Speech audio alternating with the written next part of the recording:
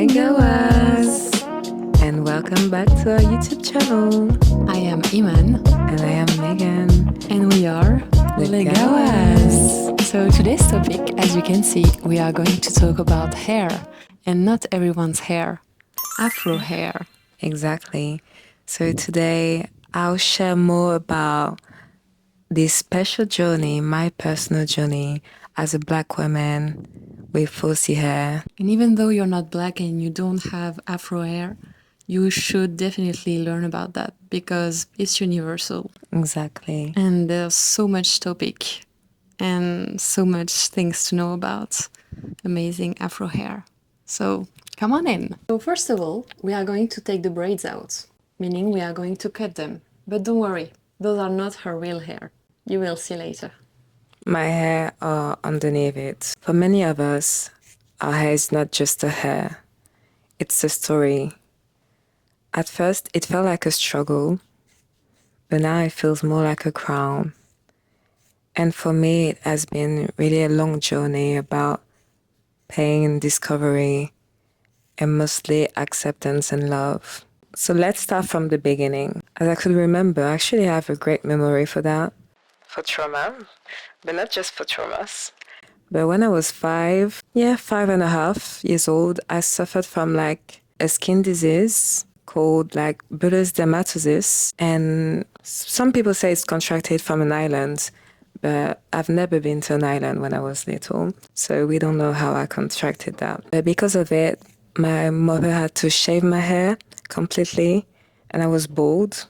Like imagine a young little girl bald at 5, not knowing why she has this disease and just seeing her mother cry all the time. It was really hurtful because for my mom, beauty is like something really important and mostly hair. Like she always takes care of her hair, braiding her hair, or just showing love to them. For her, the beauty of a woman is in the head. So when I was bald, it was like for her a complete shock. And she felt like some people were cursing me. But that's another story. But because I was bald at this time, for 6 months or maybe a year, especially when you know you're in nursery school or even after that, primary, people used to think I was a little boy. And that really got me confused because I felt like hair really had an importance in gender too. I felt like because people had like longer hair, they were considered a girl, and shorter hair a boy. So this really got me confused. And I really felt like hair was powerful. Because like a few months ago, I was this pretty little girl. Everyone called me Rapunzel. And after that, I was like this little boy. And that was quite scary. Because I was like, I'm still this little girl, you know? I'm just bald. And at some point, it made me laugh. Because I felt like I look a bit like a fly. My brother used to call me that. That actually made me laugh. But at the same time, people were changing around me. People didn't call me beautiful anymore. They'll just like stare at me and be like, oh, I'm so sorry for what happened to you. And that was it. And that was quite difficult for me. But then, because I didn't realize at this time and really didn't understand everything, because of the difference and the stares mostly, I really started to realize that hair was not just something on my head. It was really part of my identity. And that was something new, this notion. And at this time, I was like this really curious little girl, always looking at documentaries and everything. So I was really impressed with little girls who had like cancer or something else, and they had to shave their head or their hair just fell down. And I was so impressed by them, just still being themselves and being just happy to be alive. And I felt like I was lucky to be alive. And probably my hair will grow back later. And it actually happened. And when my hair grew at this moment, it actually grew pretty fast. My mother started relaxing my hair pretty often. What is relaxing? Relaxing is when you use those chemicals, like those really pretty hard chemicals, to straighten your hair. And it's actually really dangerous. Is it permanent? It's not permanent, but it lasts probably like for maybe, it depends, but like for a week or two, depending on if you're going to wash your hair often, if you do sport often, humidity of your hair, and the texture of your hair too. So yeah, it depends. But for me, it lasted like 2 weeks and it was pretty painful. For her, like, it was really like a way to make me look like a beautiful girl again. But what really meant was like straight hair, smooth hair, hair closer to the beauty standards around us. It really felt like I was starting to lose myself. I didn't feel like a pretty little black girl at this time because around me, the black girls didn't really have straight hair, even though it was fashion to have straight hair. There was those commercials everywhere about black girl with straight hair. But at the same times, what I've seen the most was like those little white girl with those long blonde straight hair, and they were everywhere. And I love you guys, but it's just that the representation I had at this time was really biased. So for now, we cut it all the braids and it has a nice little haircut, but then I am going to unbraid it to reveal her real hair, because this is actually a protective hairstyle where her hair is braided with synthetic hair to make it more protected. And how would you describe it? Yeah, as you said, a really productive hairstyle, and mostly, It helps them not getting tangled. yeah, not getting tangled, and also to protect from the dust too, from the pollution, just to protect them from humidity as well. So for that, you can do it by hand or you can use different tools. For example, you can use many combs. Personally, I prefer chopsticks, but steel ones, because they're really fast to untangle. And some people might use a fork also. I've seen that. Yeah, there are many areas everywhere. Back to the story, with the relaxers, I just remember the burning sensation mostly of my scalp, the smell of the product, and especially the hours of relaxing. And it was supposed to last like maybe 20 minutes. I've just learned that like a few years ago. But when I was little, it lasted like for an hour. And that was so long and so painful. It burned so badly. I even have those scars on my head, but now it's gone. I think people weren't educated enough on this topic. So we just followed this fashion trend and that was it.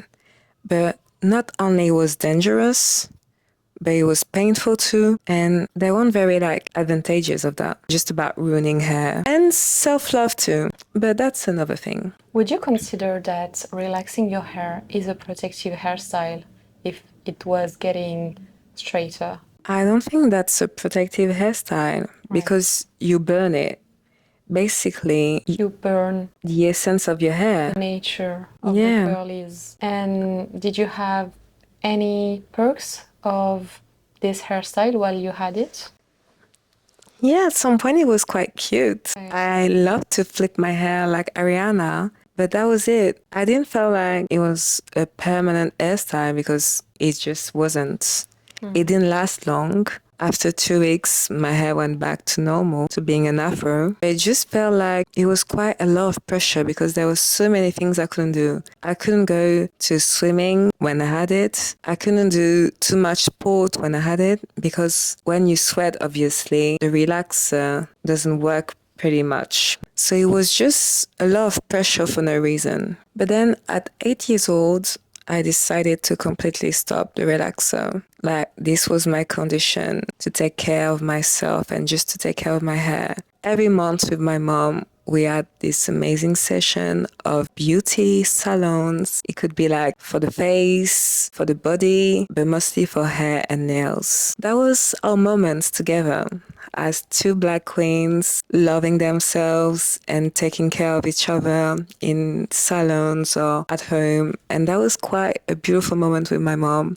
But I just realized that I couldn't stand the sensation of being hurt. Even though she was like, pretty is supposed to hurt. But she's not Beyonce, but I get what she meant at this moment because it feels like that's how she learned how to be beautiful. She had to suffer to make herself beautiful, but that's not how I felt beauty was supposed to be. I felt like it was something peaceful and something just beautiful as it is, and nobody needed to suffer. I felt like people could just be gentle. Even at the hair salon, people were so rush and so brutal with my hair. And it felt like, okay, I know you have so many clients, but you can take the time and be gentle with my hair. The result will still be the same. All right, could you tell us what is the main difference with Afro Hair Salon and what types of hairstyles do Black people have that other people don't have? I'll say the main difference is the diversity of hair and texture mostly. I've been to white salons and they couldn't handle my hair at this precise moment between 2008, 2020, 2022, I would say even. And it was quite weird just to go to the hair salon and not being able to do your hair. I was like, what's the point of having a hair salon? And people were like, sorry, we don't know how to handle your hair. The texture is too hard. We can't brush it. We can't comb it. And I was like, yes, you can. I can do it myself. I just need you to do like this really easy hairstyle. And they were like, sorry, no, this is too hard for us. People didn't have the knowledge at this time or even the education. And still don't have, right? Still don't have in so many salons, that's right. I'm trying to be positive and manifest that all salons will be able to do all kind of hair. Maybe I'm delusional, but I'm still gonna try to be delulu at some point. But I feel like it's really like the interest of people trying to learn new types of textures and understanding them. Even for us Black people, we took and we are still learning how to manage our hair, how to not damage it. Because at some point, I've been to so many hair salons and I'm loyal to one now. For like maybe 15 years, I've been going to the same hair salon with the same hairdresser. And shout out to you. And it feels like at the beginning, I can see the evolution even in a practice because at the beginning, when I went there, she used to tighten my baby hair with braids. And I've lost so many baby hairs. You can see the holes there. And it's really hard to grow baby hair, especially for falsy hair type. If you have any solution, please comment on it because I really need that. But I really feel like the main difference was really like learning how to take care without damaging our hair. That would be the main difference. And even the hairstyles too. Braiding, so many people still don't know how to do it. And that's not something that you can learn on straight hair. You have to do it on falsy hair, on every type of hair. Because even though it's the same technique, but because you're not used to with your fingers, it can be really challenging. When I try to comb or even to braid straight hair, I mean, it's fluid. But even I find it harder to braid straight hair than falsy hair now. Because I feel like I'm not used to that. And it takes time to learn. And everyone needs their time of knowledge, even of interest. And that's okay. But just knowing that you don't know how to do it, but you still want to, that's, I think, it's a big step. I think that can be really challenging for a child not knowing to do their own hair because, first of all, you feel like you can't take care of yourself because maybe no one shows you if your family is not into that, or maybe if you don't have access to a community, a Black hair salon, or something like that. And even though you want to take care of it, you are very conditioned by first society, but also the industry, right? Obviously. And you're right on that because the products, they've been changing so much. There used to be so many natural products, but now all the Black products for Black people are owned by white people, and they change the recipes so much that now the products are still conservationists. And that's crazy because it's supposed to be for hair, but it's actually dangerous for us. I'm not gonna mention any product here, but if you know like this, you know this product, I'm sure you know when I say it. But this product, when you put it on your Black hair and there's so many white bits, it doesn't nourish anything. It's just for pretending. It smells nice. Yeah, it smells like coconut sometimes, but it doesn't help anything. It just leaves white bits and that's it. And in so many products, it's the same feeling, just disappointment. And even though people are really trying we are really trying to embrace our hair and take care of them, it's so hard to find those good products. We even have to make our own products now. And that takes time. And I'm sure many of us will have the idea like to produce good products that are not cancerogenious and are just good for people, even to grow a hair and just to take care of them properly. But at the moment, I can't recommend you any good products except oils. There are good oils that I know, but to nourish our hair, I can only say natural product as fruit and vegetables at this moment. Yeah, right. I saw a TikTok one day of a black girl saying, if I can't put it inside my mouth, I won't put it inside my skin or in my hair. I Yeah. was like, that's a great idea, The problem is, I hate avocados, right? but I still put in my hair. Yeah. But you love that. And what was your journey with these homemade products that you would have to do yourself when you had time? Yeah. Before working, I had so much time. I don't even know how I managed to have this much time. But I had so much time and I started making my own products. And at this time, my hair grew so badly. And I don't even know why I didn't continue. That's crazy. Very well, very healthy. They were amazing.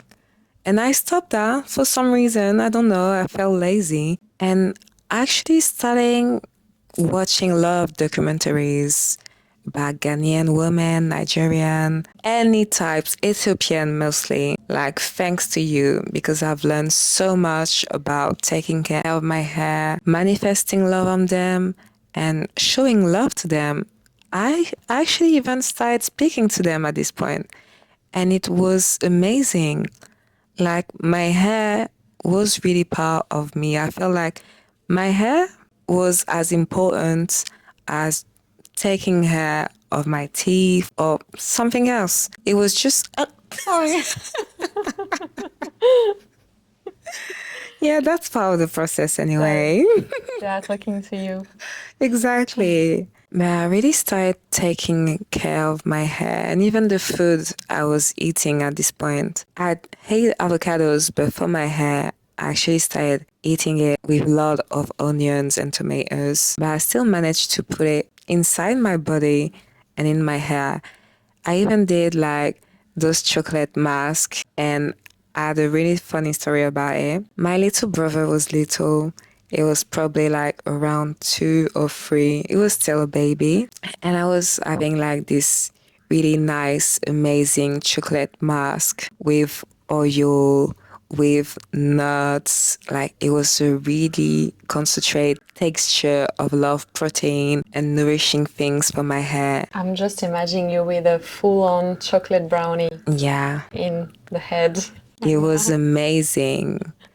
And I was lying down with like a protection just to cover up and not make any mess all around me. And I was starting to sleep. I didn't feel anything. I was just having my rest, and that was like my moment of taking care of myself, and it was so pretty amazing. Like, every 2 weeks I had this amazing moment for myself where it was my self-love day, and my little brother, he came out of nowhere. I was sleeping and he started chewing my hair. And I was just hearing like, I was like, is that in my dream or what is it? And I opened my eyes and I saw him with chocolate all over his face. I was like, what's happening? And I started laughing so badly, but he had my hair in his mouth and I was so mad for that because he chewed my hair too. But that was so funny. And till this day, I didn't make any mass chocolate after that because I felt like he's obsessed with chocolate and I can't handle him making holes in my head again. So yeah, but I still recommend chocolate mask is amazing and you have to try at least once. Okay, so here we are. We finally have taken out all the braids, and now it's time for detangling all the hair and massaging Feels really nice. I'm still gonna detangle with this little steel chopstick, my best friend. Feels amazing. And it doesn't hurt. So what are you feeling when you completely take out all of your braids? I actually feel like light. Even though I've been doing braids for a very long time now. I think I started braids when I was like probably 3, like those baby braids. But it still feels like a relief. It's not really heavy, but I think it's mental too. I always feel like now new things can come. I think it's mental too. It feels for me like a metaphor. Like taking out my braids is like taking off all my problems and just evolving and trying a new hairstyle. It's just a way of changing not only a look, but also a new way, a new start. It's like the end and the beginning of a new cycle. Exactly. That's how it feels. I feel like my hairdresser does a really good job because every time she like braid me, it lasts for mostly more than a month, but I'm trying my best to take it out after a month so I can let my hair breathe and just do like all the hair care that goes with it. And do you feel like this cycle of 4 weeks of having a new hairstyle is also linked to your personal cycle, or is it just a complete other cycle that you have? It depends of the moment, but I really feel like it's not really linked to cycle. Sometimes it is when I feel more stressed or depending of my like menstruation cycle, it can depend on it. Or most of the time it's just like a way for me to just show that I can change my hair and just feel better by myself. It's really a way to express myself, my hair, because it felt like when I started discovering the power of my hair, but mostly natural hair too, it opened the door to my creativity because I didn't realize that there were so many styles, braids, twists, cornrows, locks, bantu, or anything. And it felt like really each style tells a different story. And that was just a realization for me and especially a discovery. And I was so amazed by that that I can say that it's mostly a cycle of discovery. I would say that. Every month she's like, oh, I don't know, I just want a new hairstyle I've never done before. But obviously you've done that for like more than a decade. Yeah. It's like really hard to really find new hairstyle. And she goes on Pinterest like scrolling and scrolling and ends up with a very basic hairstyle. It's like, I'm just gonna take that. This will only last 2 hours. I know it fits well. I'm just gonna do that. Yeah, I can't stand in the hair salon or even at home laying or standing for like more than 2 or 3 hours. Last time you did my hair, it was like micro locks. It lasted 9 hours and that was so challenging. I wanted to cry at so many moments because I felt like it was too long and I wasn't used to that. The last time I did like very, very long, a long time was like maybe when I think I was like 14. That was like the last time I did long hair. What did you do? I was like 14. It was like a really artistic cornrows. It was really nice. And I don't know why, but it was so long. Oh yeah, Like because designs? the designs were long, but it was complicated, but also because I wanted to add braids to it. And it was like really thin. And no, I can't do that anymore. It's long and sometimes it can be a bit tight. I can't. I'm lying, I will still do it, but I just can't wait for so many hours anymore. Last time you did cornrows with the braids and it was like 4 hours, I think. Yeah, it was. Even that was long. And you remember when we took them out? Well, first of all, I remember the first 3 days when you got it, you have a headache. and you can't really touch her hair or her face. She's just like on a full facelift for 3 days. Yeah, basically I was like this. If you know the meme. Snatched. Mrs. Jackson, shout out to you. Every style is art at this point. And with 40 hair, you can do anything. It just can be sometimes longer because the way you have to detangle, as you can see. Can you tell us what you're doing now?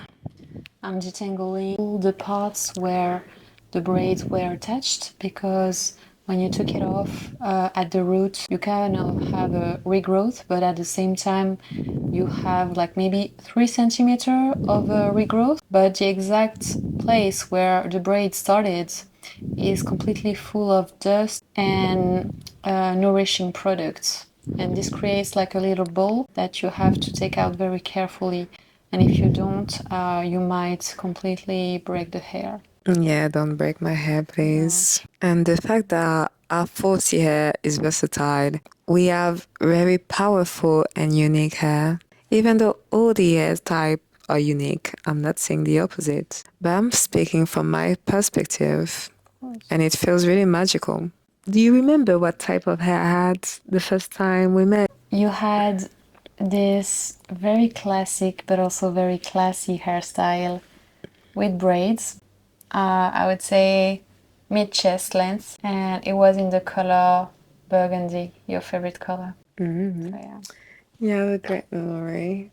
For so long, the words and even my family told me that straight hair was the only definition of beauty. And I was saying magazines, or even at home, when people keep on telling you that the idea of straightening your hair is the only way to have beautiful hair and professional hair, it goes in contrary with what you're thinking of yourself. Because I felt like I had a crown, a creative one, and people kept on telling me, your hair is okay, but you still need to make it look professional and adaptable to work, to any type of situation. My mom used to always say, don't let your partner see your hair before taking care of it. I was like, what do you mean by that?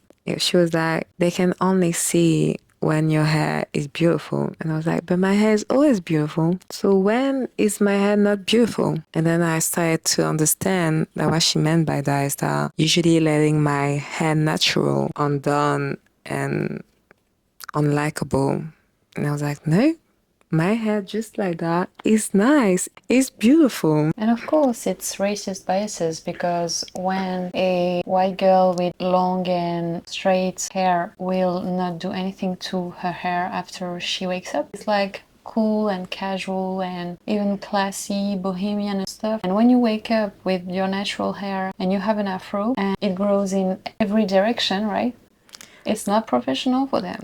Yeah. So it's like this double standard really needs to end. And even still today, like even though some places are more and more accepting of black people and less racist, it doesn't mean that there is no racist behaviors and beliefs, because you still have acceptance within conditions, I think. Always. And the conditions is that certain hairstyles are more accepted. Here in Europe, we have a lot of people with braids, but I heard sometimes in the States, the wigs is the standard, and even some parts are really less tolerant when there is braids or locks. Yeah, but even here we have those double standards where they say that Afro Hair is unprofessional and that we need to do something about it. It was like 5 years ago, I had this like student job where I was a receptionist at this prestigious hotel, and they asked me, I came in with an afro, and they asked me to do something about my hair. And I was like, but my hair is done. I literally just came out at the hairdresser with a nice afro, and I was so proud of it. And they were like, oh, sorry, our clients might not really like it. I was like,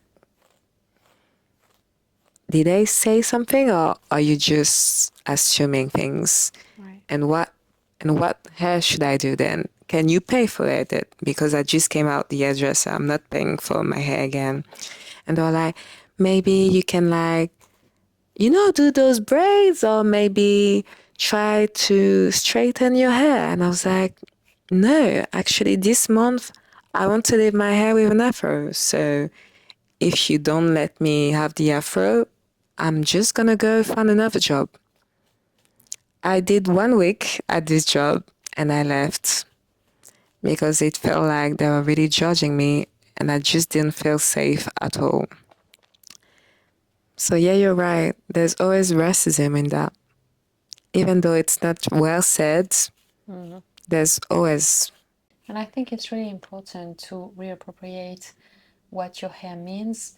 And it's really a bummer that you also have to understand that all your choices and your needs towards your hair are actually linked to a racist history of hair, because it was just a tool to control a lot of Black people and Black women. Yeah, mostly.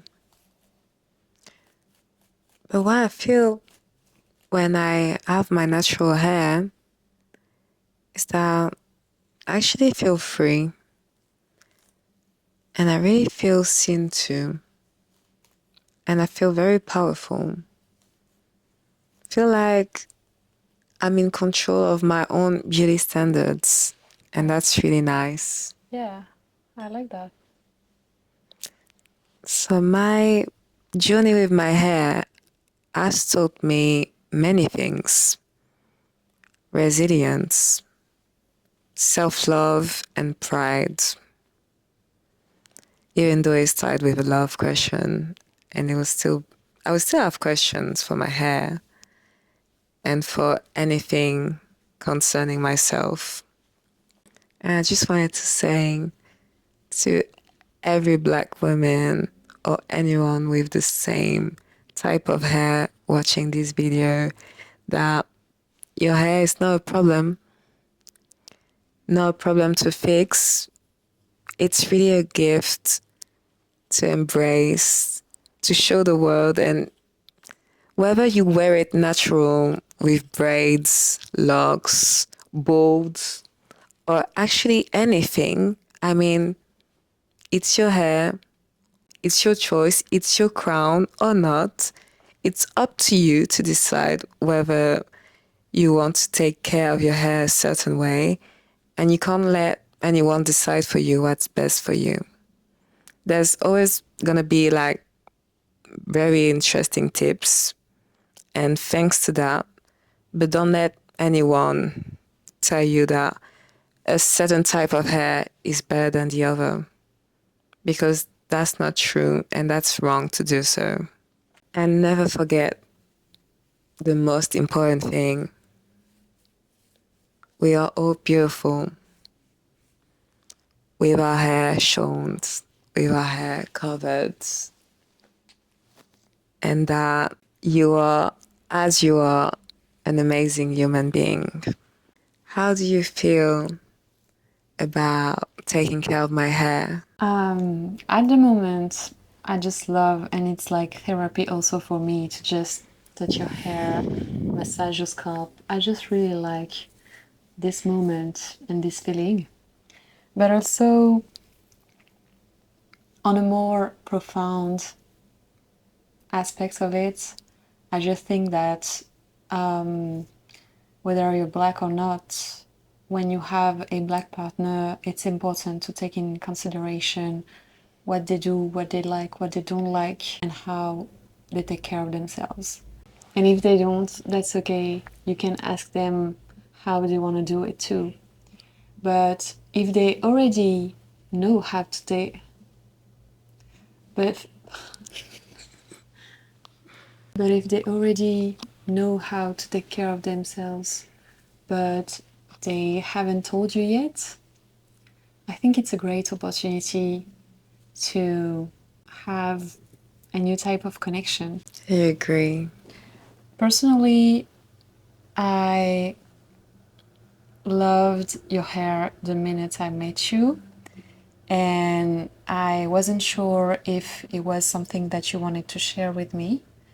And it took like a few weeks before we were comfortable with each other talking about our hair, and especially yours, because it takes for me a certain type of time and understanding, because I never really took care of 4C hair before you.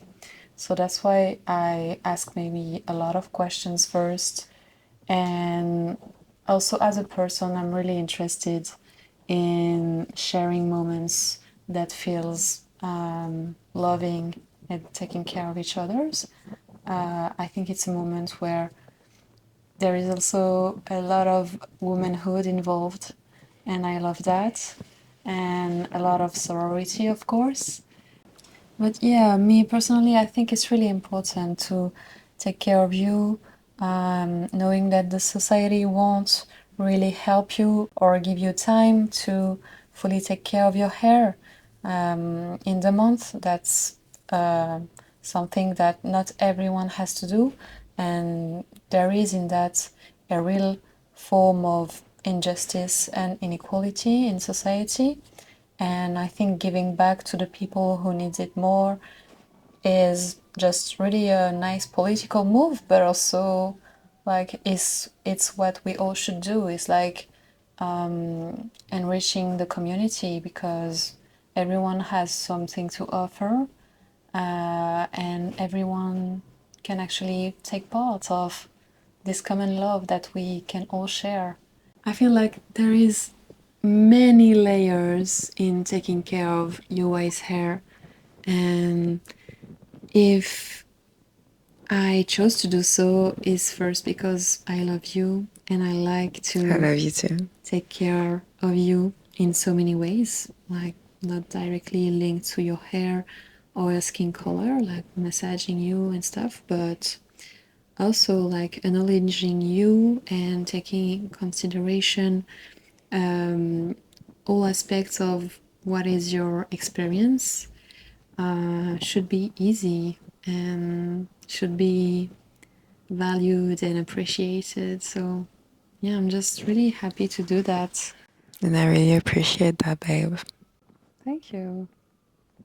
I actually really feel loved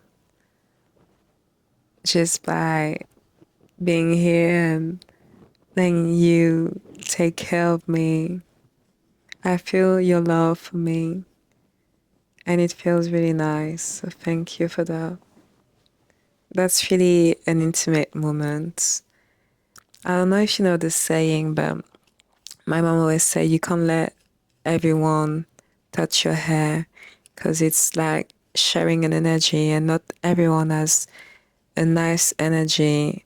And with this energy, it actually helps you grow. Your hair grows because they understand it, they can feel it too. And with my wife, I just feel like everything is growing inside me and outside of me. Like I really feel like I'm growing individually and obviously as a couple too. And it just feels amazing because the length of my hair represents, I was gonna say represents the length. Love. Yeah. No, sorry. I always want to make a joke, but The volume of it. How big is your love? Like my no, hair. that's not enough. My hair should be way Hiding me. longer than that. Exactly. So let's pretend my hair is actually hiding you. Yeah, I'm gonna hide that. Yeah, I can feel it. No, but seriously, I just love you. I just love you too. And my hair loves you too. And I love your hair. That's what I wanted to say. I love your hair. I love every part of you, but I love that you love your hair, and I love that you allow me to take care of it and explore with it and continue this journey with me. And she also messages me, and I'm starting to sleep. We are going to wash it in the shower. with many shampoos and stuff, and also always detangling parts by parts, making partition to just not comb it too aggressively. And at the same time, when it's completely done, you massage it very well, because this is how you stimulate growth in every type of hair. You just massage the scalp and the hair is creating new molecules to get longer. And after that, we are going to dry it with a towel, not heat, and we are going to do another protective hairstyle. This time not very long, not braids, because those are done by professionals and I'm not one. You But are. we are going to do a little short protective hairstyle with no extensions, just your hair, so it Yeah. can be twists, bend to knots. But before that, she's gonna cut the ends of my hair to take out all the damages. Yeah, there is just a few split ends on your hair, and I saw a video one day of why you should cut it. It's because if you don't, they continue to split and they actually are ruining the hair length much more. Yeah. So just cut your ends and the hair will grow a bit faster and healthier. She actually learned a lot, sometimes even more than me. That's what love is. So after trying to use many products, many brands, and not finding the perfect one yet, we still have a nice recommendation for you. It's the Lush products. They are not sponsoring us, but if they want to, you're welcome, Lush. We love you. We love your brands, and we love like your people. So we are going to use the shampoo called Tofu. It's really nice for afro hair, curly hair. It's really rich, but at the same time, it's really like cleaning the scalp.